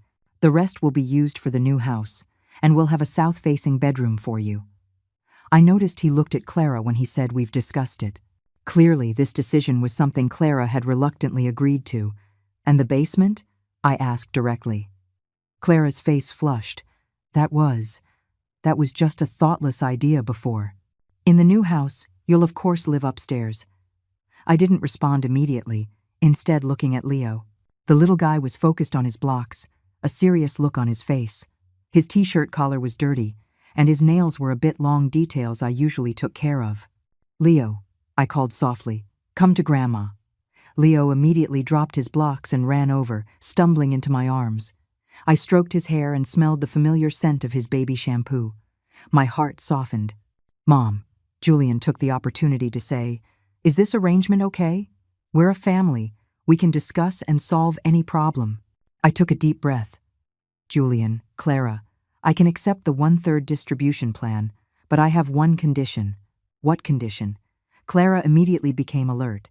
"I need to have my own independent living space and time," I said calmly. "For example, I'll go to the community center 3 days a week, and you two will take care of Leo yourselves." Clara frowned. "But Clara," I interrupted her, "Leo is already 3 years old. You are his parents. You should take on more responsibility." "I can help, but not do everything." To my surprise, Julian nodded first. "Mom is right. We should spend more time with Leo." Clara glared at him, but didn't object further. "Also," I continued, "I want to be involved in the design of the new house. I will decide on my own room." This time, Clara clearly hesitated, but Julian squeezed her hand, and she reluctantly nodded. "Okay, then it's settled." I picked up Leo. "Now, who's going to tell me why Leo's nails are so long?" Julian and Clara looked at each other, both embarrassed. I shook my head, took out the child's nail clippers from the drawer. "Watch, I'll teach you how to cut Leo's nails." That evening, the atmosphere at home eased considerably. Although Clara was still a bit unnatural, at least she wasn't giving me the cold shoulder. Julian was visibly relieved and even tried some of my calligraphy practice sheets, praising my talent. Before bed, I sat on my bed and looked through the photos I took today on my phone, the group photo from the calligraphy class, the harmony in the family piece I wrote, Leo's focused face as he played with his blocks. Suddenly, a new message popped up. It was from Mr. Peterson with next week's class schedule, followed by a sentence, "Mrs. Chen, your brushwork has a lot of spirit. Keep it up, and you'll surely achieve great things." I smiled, put down my phone, and turned off the lamp. In the darkness, I felt for the first time that beyond the roles of mother and grandmother, I could also be Mrs. Chen, the student, and that young girl who once had artistic dreams. The morning sun streamed through the sheer curtains. I opened my eyes and took a moment to realize it was Saturday. Leo didn't have to go to preschool, and for once, Julian and Clara were both home. After getting up and washing, I tied on my apron to make breakfast. In the kitchen, I fried eggs while thinking about yesterday's calligraphy class. Mr. Peterson taught us the 8 principles of Yong, the foundation of standard script. My wrist was still a little sore, but the long-lost feeling of concentration was captivating. "Grandma?" Leo ran into the kitchen barefoot and hugged my leg. "I want a fried egg." "Okay, Grandma's making them right now." I bent down and kissed his cheek. Go wake up Mommy and Daddy. Leo bounced off. A moment later, Julian walked in, rubbing his eyes. Mom, you're cooking so early? I'm used to it. I placed the fried eggs on a plate. Is Clara still sleeping? Julian poured himself a glass of water. Mom, are you going to the community center again today? This afternoon, I said, wiping my hands. I'll play with Leo this morning. Julian nodded, then suddenly lowered his voice. Mom, about the demolition money, Clara and I talked a few more times. Her attitude has softened a lot. You don't have to worry too much. I was surprised he would bring this up. She agreed to the 1/3 split. Yes, Julian hesitated. But Mom, do you really need that much money? I mean, you live with us. You don't have to worry about food or expenses. I put down the spatula and looked him straight in the eye. Julian, that money isn't just money. It's your father's and my life savings. It's my security and my dignity. Besides, who knows what the future holds? What if I get sick and need a caregiver? Julian immediately said, Mom, why would you think that? Clara and I will definitely take care of you. I didn't argue, just smiled. I hope so. After breakfast, Clara finally got up, looking unwell. She ate a little, then said she had to go out. Working on a Saturday? Julian asked. Meeting a friend to look at houses, Clara glanced at me. Since Mom is taking 1/3 of the money, we have to reconsider our budget. Julian gave me an awkward look. Clara, it's all right, I said calmly. You should plan carefully. By the way, can I see the floor plans for the new house? Clara hesitated. They're still in the design phase. I'll show you when they're finalized. After she hurried out, Julian explained. Clara is just anxious. She actually respects you a lot. Julian, I interrupted him, you don't always have to make excuses for Clara. I know what she's thinking. Julian closed his mouth sheepishly and went to build blocks with Leo.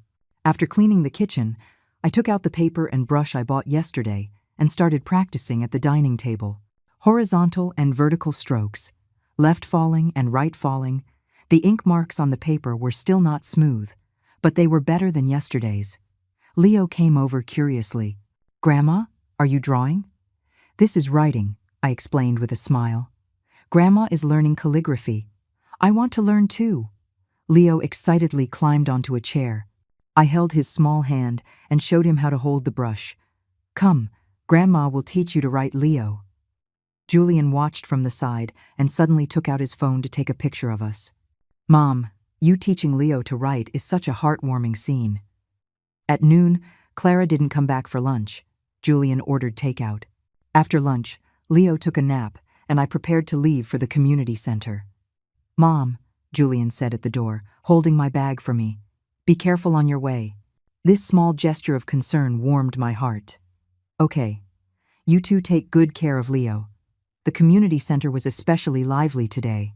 They were holding an art exhibition next week, and everyone was busy preparing their work.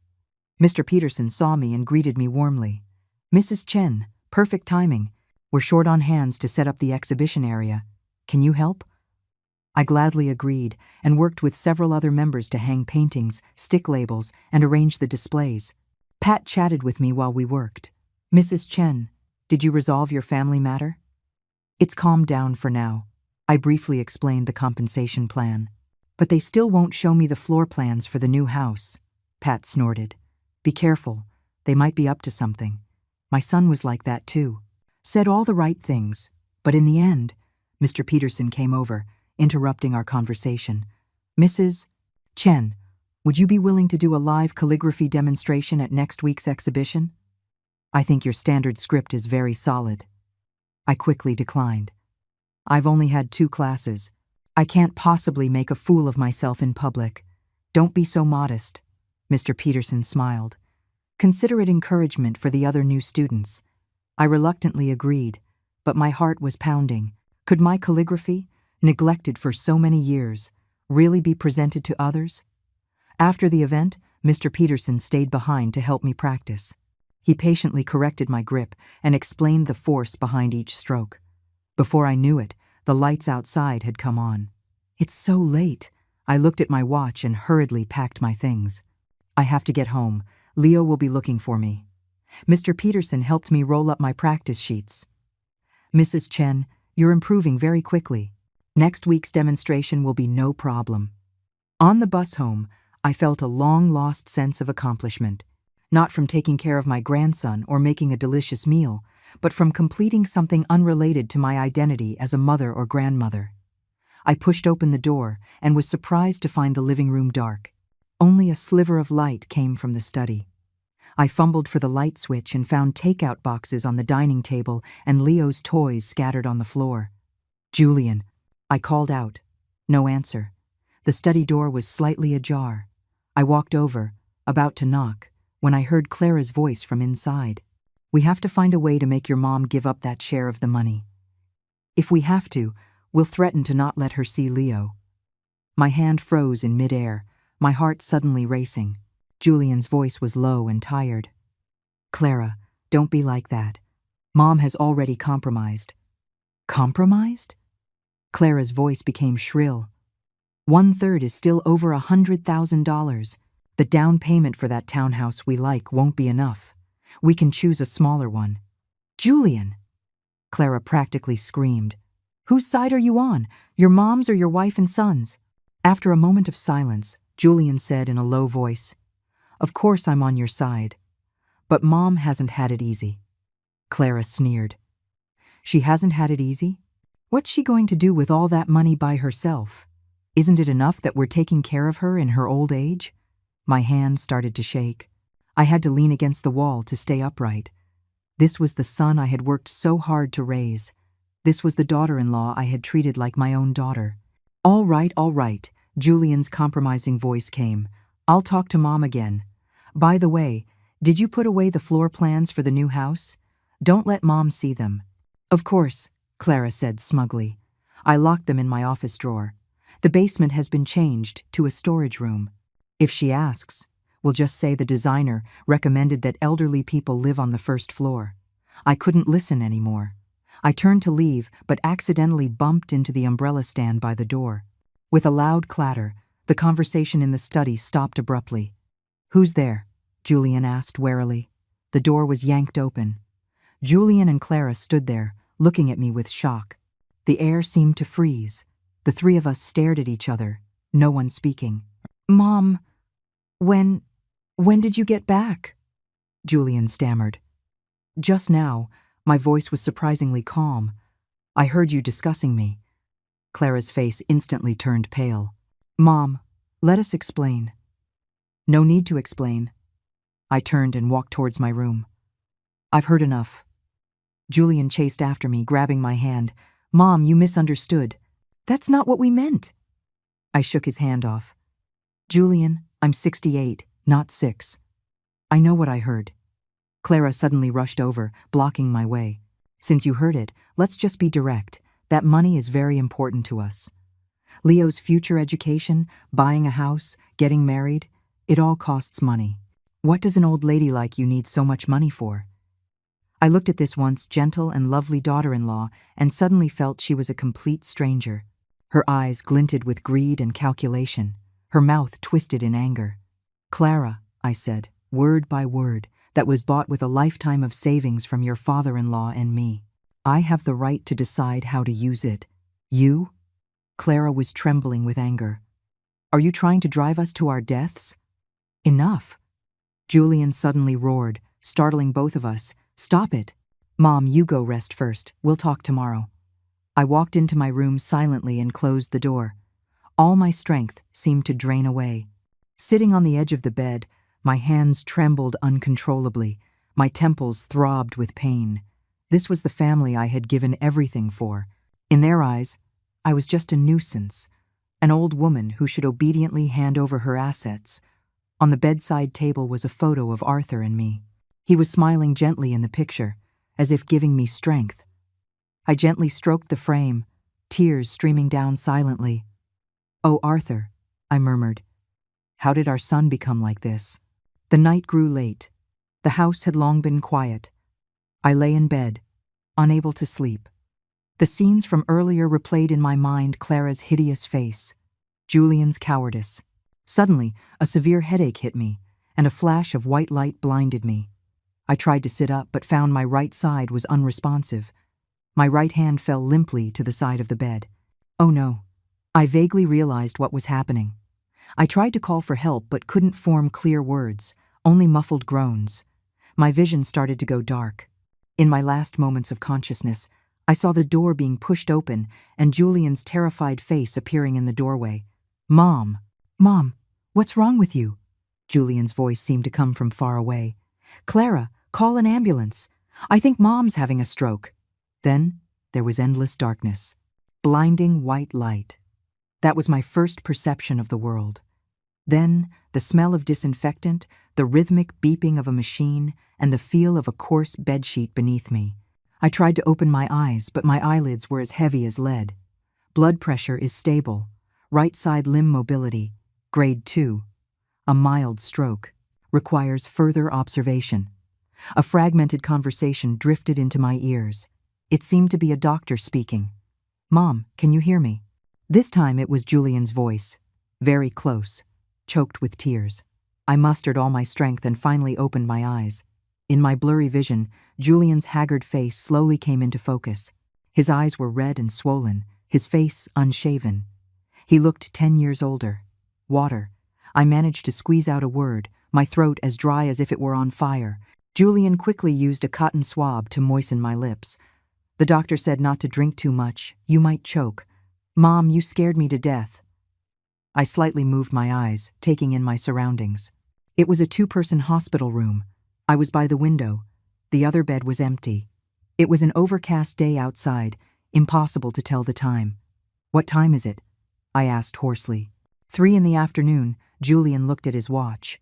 You were unconscious for a day and a night. I tried to move my right hand. I could only feel a faint sensation. I couldn't lift it. My right leg was the same.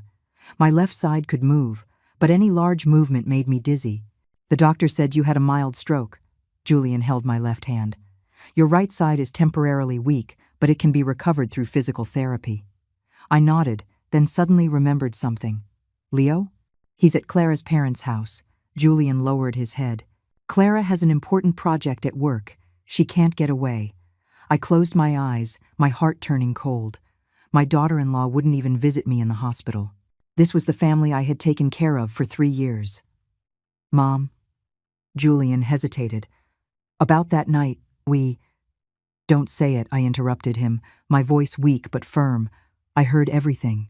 Julian's face turned pale. Mom, those were just angry words. We didn't mean it. Julian, I looked him straight in the eye. I'm 68, not 6. I know the difference between angry words and what you truly mean. He hung his head in shame, his hands clenched into fists. I'm sorry, Mom. I'm so sorry. I didn't respond, just turned my head to look out the window. The sky was gloomy, looking like it was about to rain. The room fell silent, with only the beeping of the monitor echoing. A nurse came in to check my blood pressure and IV, breaking the awkward silence. After she left, Julian, as if finding an excuse to change the subject, said, The doctor said you need to be observed in the hospital for 2 weeks. Then we'll see if you need to be transferred to a rehabilitation facility. What about the cost? I suddenly asked. Julian was taken aback. What? The hospital bills, the treatment fees, I said calmly. My insurance doesn't cover much. That, Julian stammered. Don't you worry. Clara and I will figure something out. I gave a cold laugh. With my demolition money. Julian's face flushed. Mom, that's not what I meant. Then what did you mean? I pressed him. Weren't you in a hurry to use that money to buy a townhouse? Julian was at a loss for words. After a long while he mumbled, Mom, you need to rest now. We'll talk about this later. Just then, the door to the room opened and a familiar figure walked in. It was Mr. Peterson, holding a bouquet of flowers. Mrs. Chen. He walked quickly to my bedside. I heard you were hospitalized. I came to see you. I looked at him in surprise. Mr. Peterson, how did you... The nurse at the community center told me. Mr. Peterson placed the flowers on the bedside table. Everyone is worried about you. Julian stood up awkwardly. This is James Peterson, my mom's calligraphy teacher. Julian Chen, he introduced himself. My mom's son. Mr. Peterson shook his hand, his expression complex. He turned to me. Mrs. Chen, don't worry about the class. Just focus on getting better. Pat and the others all said they wanted to visit, but I was afraid it would be too many people and disturb your rest, so I told them to come in a few days. I was so moved my eyes welled up. Thank you. I'm sorry to have worried everyone. Mr. Peterson asked about my condition and said he could connect me with a very good physical therapist. The whole time, Julian stood to the side, looking out of place. After a while, Mr. Peterson got up to leave. You rest well. I'll come see you again. Before he left, he gave Julian a meaningful look. Family is the most important thing. I hope you cherish it. After Mr. Peterson left, Julian was silent for a long time. Suddenly, he said, Mom, I'll go buy you some fruit, and then hurried out of the room. I lay alone in the hospital bed, looking at the flowers Mr. Peterson had brought a bouquet of carnations and baby's breath, simple and fresh. The card read, Wishing Mrs. Chen a speedy recovery. From all the members of the community center calligraphy class. A simple greeting, but it brought tears to my eyes. These people I had known for only 2 weeks cared more about me than my own family. In the evening, the door to the room opened again. I thought it was Julian, but instead I saw Pat peeking in. Mrs. Chen, she whispered, holding a thermos. I snuck in. The nurse wouldn't let non-family members visit. I was so happy I tried to sit up. Pat quickly stopped me. Don't move, just lie down. She opened the thermos, and a fragrant aroma immediately filled the room. I made some chicken soup. It's good for recovery. With Pat's help, I drank a few sips of the hot soup. My stomach instantly felt warm. Where's your son? Pat looked around. Why isn't he here? He went to buy something, I said softly. Pat pursed her lips. You're in the hospital, and he has time to go shopping? She lowered her voice. Mrs. Chen, let me tell you something. My son was the same way. When I was sick in the hospital, he was busy looking at houses with his wife. I shook my head with a bitter smile. Pat, please don't. Okay, let's not talk about sad things. Pat patted my hand. Did you know? Mr. Peterson had your Harmony in the Family piece framed. He said he's going to put it in the most prominent spot at the exhibition. I looked at her in surprise. I wrote it so poorly. Who says? Pat's eyes widened. Mr. Peterson said your characters have a strong structure that you must have practiced since you were a child. As we were chatting, the door was suddenly pushed open. Julian stood there with a bag of fruit, clearly surprised to see Pat. And you are? I'm a friend of Mrs. Chen's. My name is Pat. Pat stood up, looking Julian up and down. You must be her son, right? You look just like her. Julian nodded awkwardly. Hello. Thank you for visiting my mom, Pat said meaningfully. Mrs. Chen is very popular at our community center. Everyone loves her. You're very lucky to have such a wonderful mother. Julian's face turned red, then pale. He could only nod in agreement. Pat stayed for a little longer, then left. Before she went, she whispered to me, Mrs. Chen, remember, if you need anything, just ask. We old folks may not have much money, but there's strength in numbers. I squeezed her hand gratefully. After Pat left, Julian silently peeled an apple, cut it into small pieces, and fed it to me. Neither of us mentioned the unpleasantness from before, but in the silence, something seemed to be slowly changing. At night, when the nurse came to give me my injection, Julian was asked to leave the room. When he came back, his face was unusually grim. What is it? I asked. Julian hesitated. Clara called. She said Leo has a fever. She can't leave, so she wants me to go back. My heart tightened. Then you should go back. Leo is more important. But you... I'll be fine, I managed to smile. The nurses are here. After a moment of internal conflict, Julian finally said, Then I'll go back and check. I'll be here first thing in the morning. He helped me adjust my bed, poured a glass of water, and placed it within reach. Mom, if you need anything, just press the call button. Watching his retreating back, I had mixed feelings. When Leo was sick, he rushed back immediately. When I had a stroke, he hesitated. That was reality. The night grew late. The room was quiet except for the beeping of the monitor.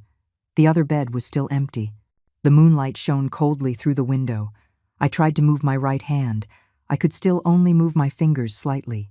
The doctor said physical therapy could help, but how long would it take? Would there be any lasting effects?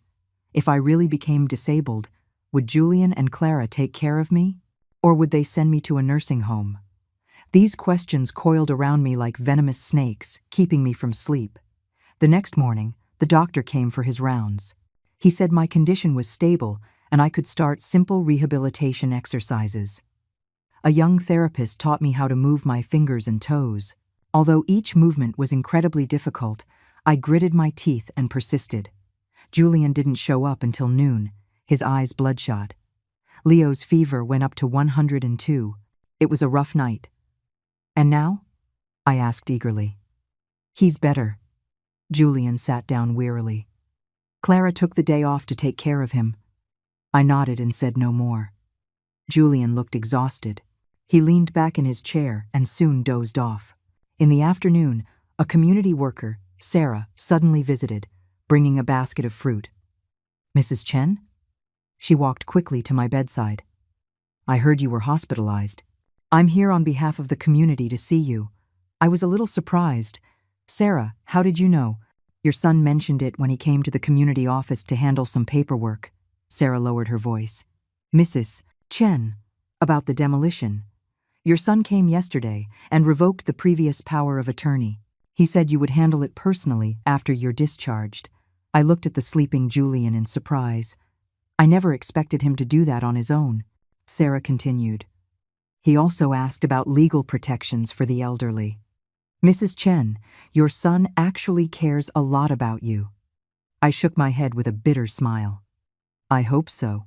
Sarah talked about some recent community news and left her contact information before she left, saying I could call her any time. In the evening, Clara actually came to the hospital with Leo. Leo's face was still a bit pale, but he was in good spirits. He called out Grandma as soon as he entered and rushed to my bedside. "Be careful!" Clara quickly pulled him back. "Grandma is sick. You can't touch her." I reached out my left hand and stroked Leo's hair.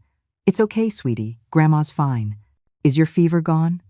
Leo nodded and took a crumpled piece of paper out of his pocket. "I drew this for Grandma." On the paper was a crayon doodle of a person in a hospital bed with a smaller person standing next to it. "It's beautiful," I praised him sincerely. "Grandma loves your drawings the most." Clara stood by, her expression complex. "Mom, are you feeling better?" "Much better," I said calmly, noticing the dark circles under her eyes. It seemed Leo's illness had taken a toll on her too. Clara wrung her hands. "Don't worry about the medical bills. Julian and I have discussed it. We'll pay for it with the demolition money," I asked directly. Clara's face flushed. "No, I mean, with our savings." Leo looked up curiously. "Mommy, what's demolition money?" Clara quickly changed the subject. "It's nothing, Leo. Do you want an apple? Mommy will peel one for you." Watching Clara's flustered state, I found it somewhat amusing. The once so assertive daughter-in-law was now so timid in front of me. Was it because I was sick? Or had Julian finally stepped up? They didn't stay long, saying they were afraid of tiring Leo out. Before leaving, Clara, for the first time, said, "Mom, you rest well. Call if you need anything." I nodded without saying much. Change doesn't happen overnight, but at least this was a start. That night, Julian stayed with me. I woke up in the middle of the night to find him sitting in the chair by my bed, looking at something in the dim light. I looked closer and saw it was the growth album I had made for him, from birth to college graduation. Next to each photo, I had written the date and a little story. He was so engrossed he didn't even notice I was awake. In the moonlight, I saw him wipe his eyes with his hand. At that moment, I suddenly understood. My son might have lost his way, but deep down, he was still the boy who would cry over an album his mother made. It was just that the adult world was too complicated. Marriage, career, children, all the pressure had made him forget his original self. I gently closed my eyes, pretending to be asleep. In a corner of my heart, the ice began to quietly melt. On the 7th day of my hospital stay, I could already lift my right hand slightly.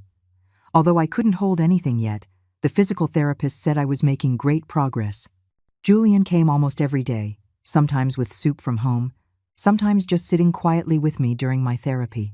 Clara had visited twice more, always with Leo. Her attitude was much softer than before, but her eyes always held a hint of caution, as if she were on guard against me suddenly bringing up the demolition money. That afternoon, I was practicing gripping a rubber ball with the therapist when Mr. Peterson suddenly appeared at the door. "Mrs. Chen," he walked over quickly. "You're looking much better." I put down the rubber ball, surprised and happy. "Mr. Peterson, what brings you here?" "I came to bring you this." He took a photo out of his briefcase. It was from the art exhibition at the community center. The Harmony in the Family piece I had written was framed beautifully and placed in the center of the display. "Everyone misses you very much," Mr. Peterson smiled. "Pat talks about you every day, says the tea parties aren't the same without Mrs. Chen." I stroked the photo, my nose tingling. "Please thank everyone for me, Mr. Peterson then told me that after seeing the exhibition, the community had invited the senior center to host a calligraphy class, and they had specifically requested me as a teaching assistant. Me? I stared in disbelief. "I've only had a few lessons." Mr. Peterson said, "You have a gift," he winked, "and the community residents all like you." As we were talking, Julian pushed the door open and was clearly surprised to see Mr. Peterson. "This is James Peterson, my mom's calligraphy teacher," I introduced them. Mr. Peterson extended his hand. "Julian Chen." Julian shook his hand, his expression complex. "Thank you for visiting my mom. Mrs. Chen is our pride and joy." Mr. Peterson patted my shoulder. "Her calligraphy is improving by leaps and bounds. She's the star student in our class." Julian looked at me in astonishment. "Mom, you're that good?" I felt a little embarrassed. Mr. Peterson is exaggerating. Mr. Peterson stayed for a little longer, then left, saying that when I was discharged, they would hold a welcome party for me. Julian walked him to the elevator and came back looking thoughtful. "Mom," he sat by my bed, "you really love calligraphy, don't you?" I nodded. "I loved it when I was young. I just never had the chance to learn." Julian was silent for a moment, then suddenly said, "Mom, I'm sorry. I never knew you had this hobby." "It's okay," I said softly. "You're busy with work. I understand." This seemed to sting him. He lowered his head. His hands clenched into fists. "No, Mom. It's because I wasn't paying attention. I've always seen you as Mom, but I forgot that you are also Eleanor." I looked at him, surprised he would say something like that. "Julian." "Mom." He looked up, his eyes red. "When you're discharged, let's have a proper talk. About the demolition money, about the future. I have some thoughts." I nodded, feeling both hopeful and anxious. What would be the outcome of this talk? A real reconciliation or a new round of games? 3 days later, the doctor finally approved my discharge. Although my right hand hadn't fully recovered, I could manage my daily life. Julian and Clara came to pick me up together. Leo didn't come because he had preschool. When I got home, I found the house was clean and tidy, with a bouquet of flowers on the dining table. Clara, for the first time, cooked herself, making a few light dishes. "Mom," Julian cleared his throat at dinner, "Clara and I have discussed it. After you've rested, we'll have a family meeting to clear things up." I put down my chopsticks. "We can talk now." Julian and Clara exchanged a look. Then Julian said, "All right. About the demolition money for the old house, we've decided to respect your wishes." "Respect your wishes?" Clara suddenly interrupted. "Mom, we found a 3-bedroom apartment not far from here. The neighborhood is very nice." She took out a brochure from her bag. "The master bedroom is south-facing with a balcony." I opened the brochure. It was a new apartment building, 3 bedrooms, 2 living rooms. It was indeed nice. "We've done the math," Clara said eagerly. "After the demolition money comes, we'll give you 1/3. The rest is just enough for the down payment on this apartment. Julian and I will slowly pay off the mortgage." I closed the brochure and looked her straight in the eye. "Where is my room?" Clara was taken aback, then pointed to the floor plan. "This secondary bedroom gets plenty of sunlight." "It's not the basement anymore?" I asked directly. Clara's face turned beet red. "Mom, you misheard that day. We never thought about— Clara, I interrupted her calmly, let's not lie to each other anymore. What I heard, what I saw, I'm clear about it in my heart. The dining table fell silent. The atmosphere was so thick you could cut it with a knife. Julian hung his head. Clara bit her lip, her fingers fidgeting. Mom, Julian finally spoke. We were wrong. We were really wrong. I've thought a lot during this time. He took a piece of paper out of his pocket and pushed it in front of me.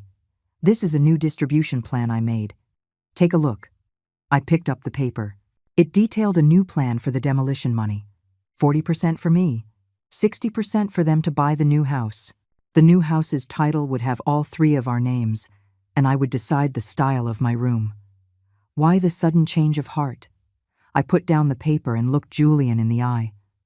Julian took a deep breath. Mom, the night you were hospitalized, I looked through the growth album you made for me. Next to every photo, you had written the date and a story from that time, from my birth until now. His voice choked up. It was only then that I realized you remember every important moment of my life, but I didn't even know you liked calligraphy.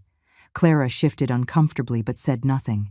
Also, Julian continued, that day Mr. Peterson came to see you. He said you were their pride and joy. I suddenly felt so jealous. My mother is such a treasure in others' eyes. Why did she become a burden in mine? My eyes welled up, but I held back the tears. Mom, Julian grabbed my hand. Give me a chance to make it up to you. I know I hurt you, but I really regret it. Clara suddenly stood up. I'll go check if Leo's clothes are washed, and then hurried out of the dining room. Julian watched her leave and sighed. Clara, she knows she was wrong too. She's just too proud to admit it. I shook my head. Julian, change takes time. A simple I was wrong can't erase all the hurt. Then what should we do? Julian asked eagerly. How can we make you forgive us? It's not about forgiveness, I said softly. It's about rebuilding trust. I took out my phone, found a photo, and showed it to him. It was a picture of a senior living community well equipped, with a medical center, activity rooms, and even a small garden. I looked into this while I was in the hospital, I explained. I want to use my share of the demolition money to pay the fees here and move in. Julian's face changed drastically. Mom, you're going to leave us? Not leave, I shook my head, but find a lifestyle that's more suitable for me. There, I'll have my own space and can participate in various activities. You can come visit me anytime. Leo can stay over on weekends. But Julian was at a loss for words. Didn't we agree to live in the new house together? Julian, I held his hand. A mother-son relationship doesn't end just because we live apart. On the contrary, a little distance might be good for both of us. Julian lowered his head in pain. Mom, you don't trust us anymore, do you? I was silent for a moment, then answered honestly. Yes, at least, not enough right now. But this isn't the end. It's a new beginning. Clara had returned to the doorway at some point and overheard our conversation. To my surprise, she didn't object. Instead, she said softly, Mom, if you really want to live in a retirement home, we can help you choose a better one. It's not a retirement home, I corrected her. It's a senior living community. They have a lot of activities, people my own age to socialize with, and professional nursing staff. But Leo will miss you, Clara said weakly. I'll come back often to see him, I said with a smile. Or you can bring him to my place to play. A little distance in a relationship might be better than being crammed together and complaining about each other. Julian and Clara looked at each other, not knowing how to respond. Also, I continued, I plan to use part of the money to set up an education fund for Leo, specifically for his future schooling. Clara's eyes lit up. Really, Mom? Of course, I nodded. He's my grandson. I love him. This seemed to touch Clara. Her eyes turned red, and she suddenly started to cry. Mom, I'm sorry. I'm so sorry. I handed her a tissue and didn't say much. Some wounds need time to heal. Some trust needs to be rebuilt through actions. That night, we reached a preliminary agreement. After the demolition money came, 40% would be mine for the senior community fees and Leo's education fund. 60% would go to Julian and his family for their new house. The new house would have a room reserved for me, and I could stay there any time. As for the senior community, I planned to try living there for 3 months to see if it suited me. Before bed, Julian came to my room, holding an old box. "Mom, I found this when I was cleaning out the study." I opened the box. Inside were all my paintings and design sketches from when I was young. Some had yellowed, but they were well preserved. I had completely forgotten about these. "You see," Julian said softly, "you were so talented once, but you gave it all up for me and Dad." I stroked the yellowed drawings, memories flooding back. Yes, I once had dreams, hobbies, an identity other than mother and wife. "Mom," Julian knelt before me, looking up at me like he did when he was a child. "I support your decision to go to the senior community. Not because I don't want to take care of you, but because I want you to find yourself again, to be as happy as you are at the community center." My tears finally fell, dripping onto those youthful dreams. Julian hugged me, gently patting my back, just like I used to comfort him. At that moment, I felt like I could see the light at the end of the tunnel.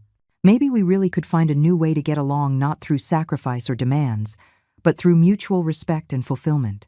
3 months later, sunlight streamed through the floor to ceiling windows, illuminating the calligraphy piece I had just finished. The 4 large characters, spring blossoms, autumn fruits, stretched across the paper, the ink still wet, glistening in the Sunday Mrs. Chen. "This piece is magnificent, Mr. Peterson stood beside me, full of praise. "Your brushwork is becoming more and more steady." I put down my brush and flexed my right wrist. After continuous physical therapy, my right hand had recovered 80% of its function. Writing and painting were no longer a problem. "Let's use this one for next week's community exhibition," I said with a smile. "Excellent." Mr. Peterson helped me roll up the paper.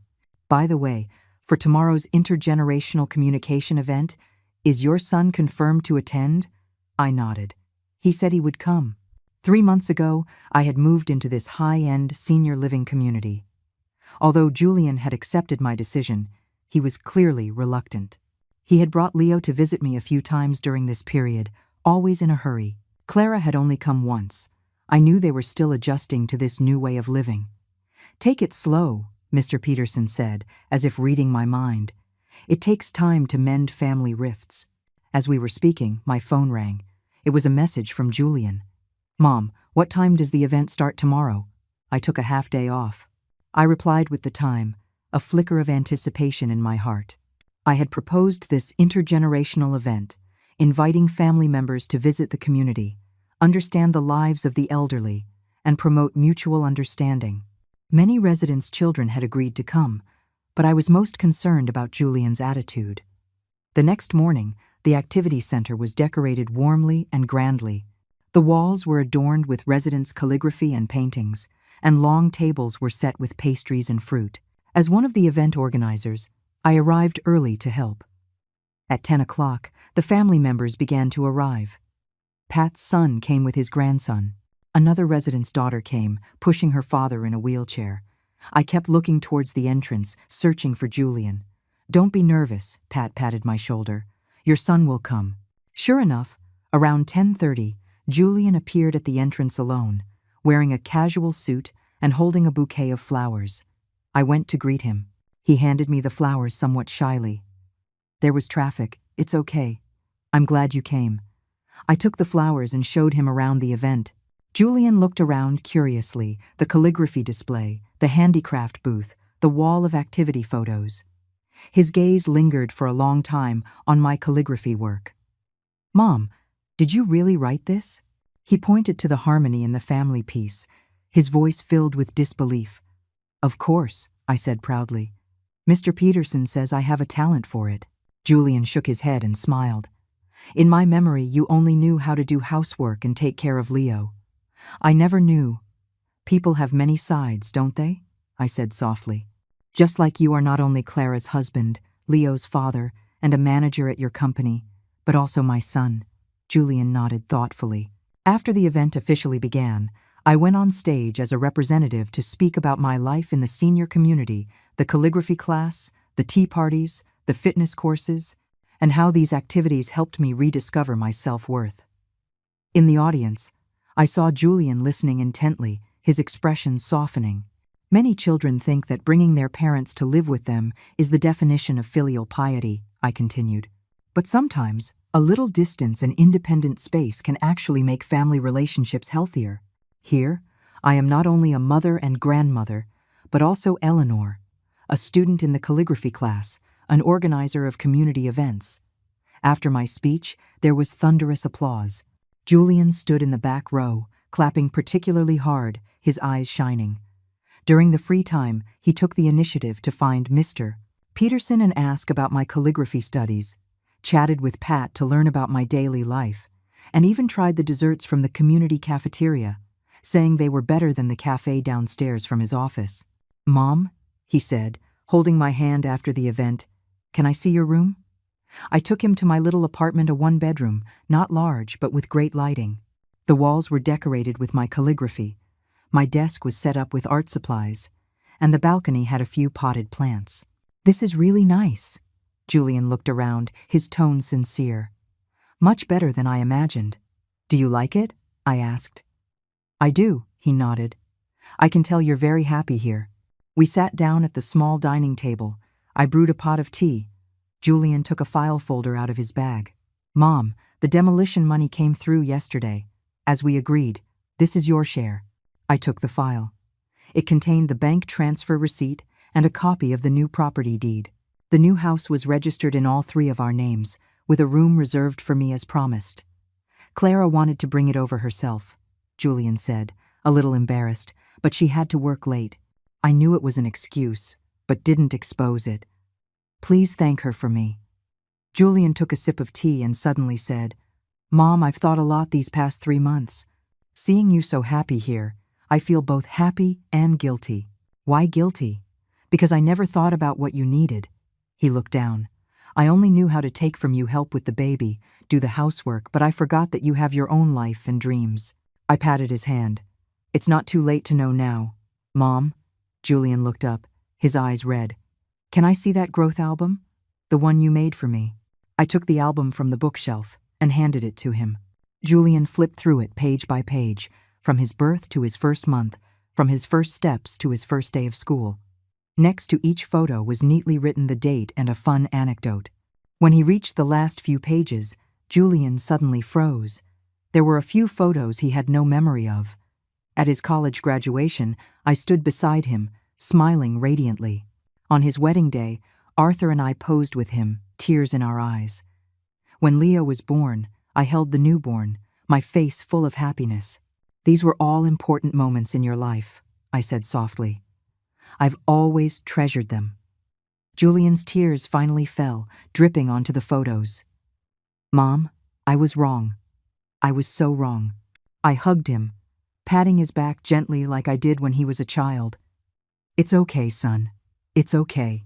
That afternoon, we talked for a long time about funny stories of Arthur, about why I had moved in with them in the first place, about his feelings of being overwhelmed by work and family. The 3-hour conversation was more in-depth than all our communication over the past 3 years. Before he left, Julian hugged me tightly. "Mom, I'll bring Leo to see you next week. Can Clara come too?" "Of course," I smiled. "I'll teach Leo to write with a brush." After seeing Julian off, I returned to my desk, opened my journal, and wrote down my feelings from the day. Julian came to the event today. He's changed. He's starting to truly see me. At 68, my life seems to have just begun. I have something I love, my own space, and a family I can see any time. It turns out that old age isn't about waiting to be taken care of, but about rediscovering your own worth. Closing my journal, I looked out the window. The sun was setting, casting a golden glow on the community garden. A few elderly residents were strolling and chatting, their laughter carried on the wind. I picked up my brush and wrote 4 large characters on a fresh sheet of paper. "Free and at peace."